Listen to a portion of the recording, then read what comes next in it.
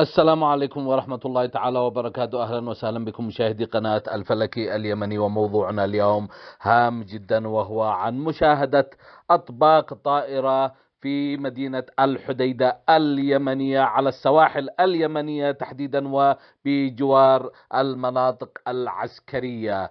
وانتشرت هذه الأيام هذه المقولة خصوصا في قنوات كبيرة عربية تحكي عن قصص حدثت في اليمن، وهي رواها أحد ضباط الجيش اليمني في عام 2010، ولا زالت هذه الحكاية. انتشرت قبل أسبوعين تحديدا في قنوات قصص مع أمين، وتداولتها من بعدها الكثير من القنوات نقلا عن الضابط اليمني محمد نجيب بمشاهدته أطباقا فضائية في مدينة الحديدة لأكثر من مرة. وأنا أتكلم عن هذا الموضوع بأنه حتى لو لم يكن فإن هذا الموضوع حقيقي جدا، وتكلمت أنا في أكثر من فيديو في عام 2022. تكلمت في فيديوهات السابقة خصوصا عن توقعات 2023 لليمن، وتكلمت أن هناك بوابات شيطانية ومناطق شيطانية في اليمن، خصوصا منها جزيرة حنيش وكثير من المناطق اليمنية. وتعلمون أن عرش الله هي على الماء، عرش الله آية على الماء، أن عرش الله على الماء. فقام إبليس اللعين الشيطان الرجيم بعمل عرش له على الماء، وفي ثلاث مناطق في العالم، منها في برمودا، وأما في سواحل اليابان، والأهم والمنطقة الأكبر للشيطان هي في السواحل اليمنية الأثيوبية، خصوصا تمتد من جزر سقطرى وحنيش الكبرى وحنيش الصغرى التي تسمى الثعبان، وكذلك إلى كمران، وإذا امتد هذا العرش الشيطاني إلى جزيرة دهلك الموجودة في الحدود الأثيوبية، بل هي جزيرة أثيوبية. وتكلمت أن في الخمسينات القرن العشرين أتت ملكة بريطانيا إليزابيث لإقامة عرسها وشهر عسلها في عدن، ثم انتقلت إلى جزيرة كامران بالتحديد. وهذه الجزيرة تعلمون أن عرابة الشيطان وعرابة الماسونية وقائدة الماسونية في العالم هي بريطانيا.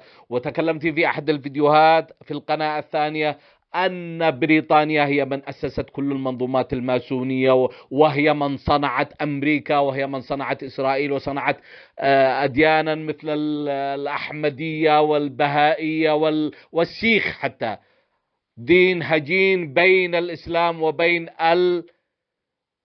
الهندوسية، وصنعت السيخ. وكما فعلت دينا هجينا بين الإسلام وبين المسيحية، وصنعت البهائية الأحمدية. وهكذا بريطانيا نفسها قائدة الماسونية في العالم وشيطان العالم الأكبر والعميق. بريطانيا أمريكا ذراع الشيطان، ولكن الشيطان وجسد الشيطان تلد الأمة ربتها. هي بريطانيا هي الأمة وولدت ربتها التي هي أمريكا وإسرائيل، وهي من صنعت أكثر التيارات الماسونية في العالم، الماسونية الإسلامية. نعود إلى الموضوع. بريطانيا، ملكة بريطانيا، أليس من العجيب أطول ملكة بريطانيا تأتي لتقيم شهر عسلها في كمران وفي عدن وفي مكان الذي يطلق عليه جنة عدن.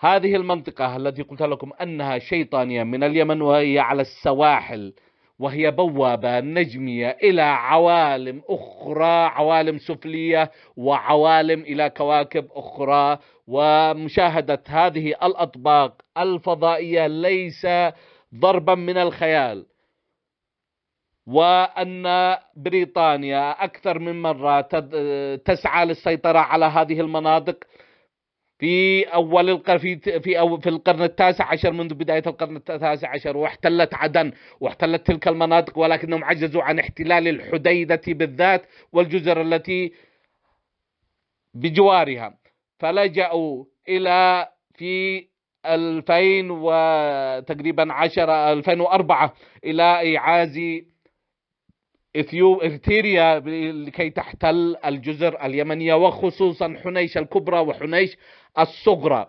واحتلها فترة وصدر من بعدها وكانوا يريدون جر اليمن إلى حرب لكي يستطيع أن يحتلوا كامل الأرخبيل، ولكن اليمن لم تنجر إلى حرب ولجأت إلى المحكمة الدولية واستطاعت استنزاع هذه الجزر بحكم دولي. ثم عادت بريطانيا لتريد أن تحتل هذا الأرخبيل وهذا الجزء الكبير الذي لم تستطع بريطانيا احتلاله لا في القرن الثامن عشر ولا في القرن التاسع عشر، فلجأت إلى العدوان على اليمن، وخصوصا بالمجندين الإماراتيين والإمارات بالذات، وهي الآن تحتل ميون وهذه معظم هذه الجزر اليمنية الموجودة على طول هذا الساحل الشيطاني، لكي تقيم معارك شيطانية. وأن هناك غواصات وقواعد أمريكية تمتد من عصب إلى في سقطرى وفي مناطق حدود كل المناطق اليمنية، معظم المناطق اليمنية على الساحل، ومن ضمنها باب المندب، ليس فقط لأهميتها الاستراتيجية لحربها مع الصين ومع روسيا ومع كل العالم، بل أيضا لأهمية ما ورائية كذلك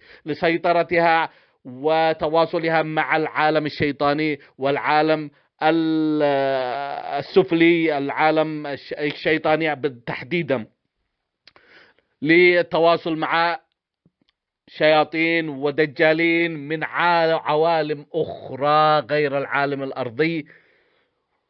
يأجوج ومأجوج الأرض موجودين، ولكنهم يريدون أن يتواصلوا مع يأجوج ومأجوج وعوالم شيطانية موجودة في خارج الأرض وخارج مجموعتنا الشمسية بالكلية.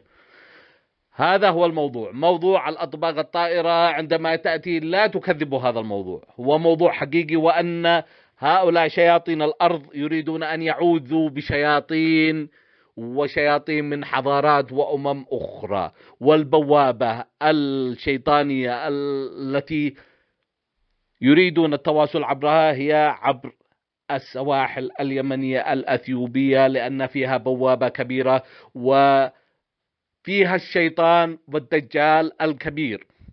الدجال المنظومة هي أمريكا وأمه بريطانيا، ولكن الدجال الشخص هو موجود في هذه المنطقة. وهناك رواية شهيرة عالمية اسمها أنت خريستوس، أتمنى أن تقرأوها وتنص بالتحديد.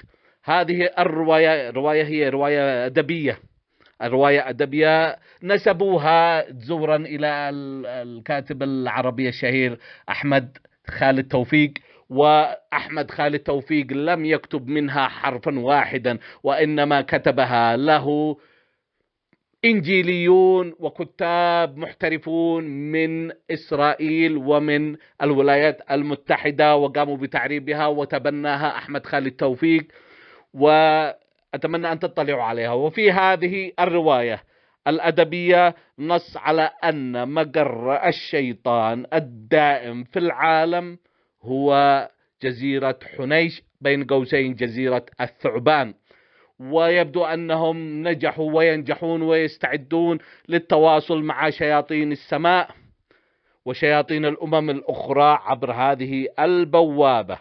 وقضية